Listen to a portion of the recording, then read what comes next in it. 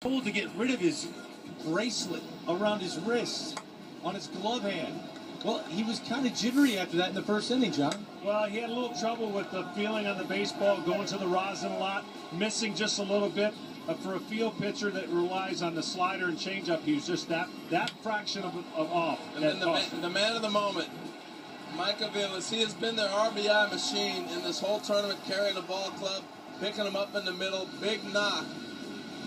1-0 to score to the second. Jesus Feliciano just throws his bat at it. Hit and run, and it didn't work out. But this is what Puerto Rico did. They pushed the envelope early. They tried to hit and run a couple different times. It didn't work, but it put the pressure on them. Mario Santiago got the start for Puerto Rico. John, he was electric early. It's been unbelievable. Listen, I don't want to.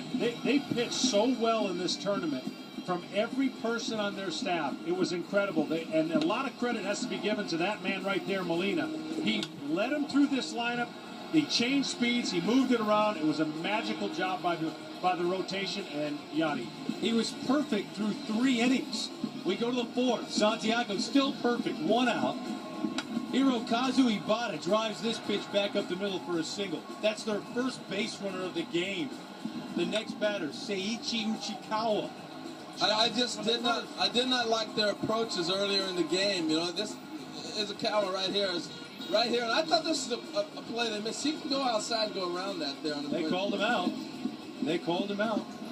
Later, Nakata, Chopper, Santiago makes the throw to first. Later we find out that throw ends up knocking him out of the game eventually. Yeah, it's an awkward play. You work on it in spring training a lot when you're with your team. You go over and try to get to your right side and maybe just tweak something a little bit, and that ended up being the reason he would come out later. 5th inning, Yachty says, wait, something's not right. So he walks to the mound. Well, he did this a lot against the U.S. team with this young man, too. And he makes a motion to the dugout. They replace him. They take him out. Jose De La Torre comes on relief. 2 on, big punch out. I know he gave up a couple runs against the U.S., but that slider coming in, facing a guy 2-0, he ended up walking him, but then he struck out the next 2 guys. Huge moment for that bullpen in Puerto Rico. We go to the 6th inning. Japan trying to get something going. Uchikawa with 2 outs, drops it in. Pagan misplays it in center, and we're thinking inside the park possibility. Yeah, to tell you something, run. Didn't realize it was just going to be 3. That would be all. For De La Torre, bring on Xavier Cedeno. He gets Abe with the punch out. Still 1-0. In the 7th, Alex Rios steps to the plate to do some damage. Aviles stays put the 1-1 to Rios is swinging a big fly to left field. Nakata back, and that one is gone. Just like that, 3-0 Puerto Rico in control. You can see Alex's swing starting to come on. He started his load a little bit earlier. As a result, he had the big swings. The bottom 7, same score. Hisayoshi Chono. Down swing. Say, oh no. Yes, because of Cedeno. We go top 8. Alex Rios up, another big spot. 2 on, 1 away. Base hit up the middle. He's getting hot at the right time. If you watched him in the last 2 or 3 games, really starting to come on, they're going to need him as they advance to the championship game. So you can't expect Mike Aviles to carry the club all the time. Carlos Rivera, bases loaded, got him.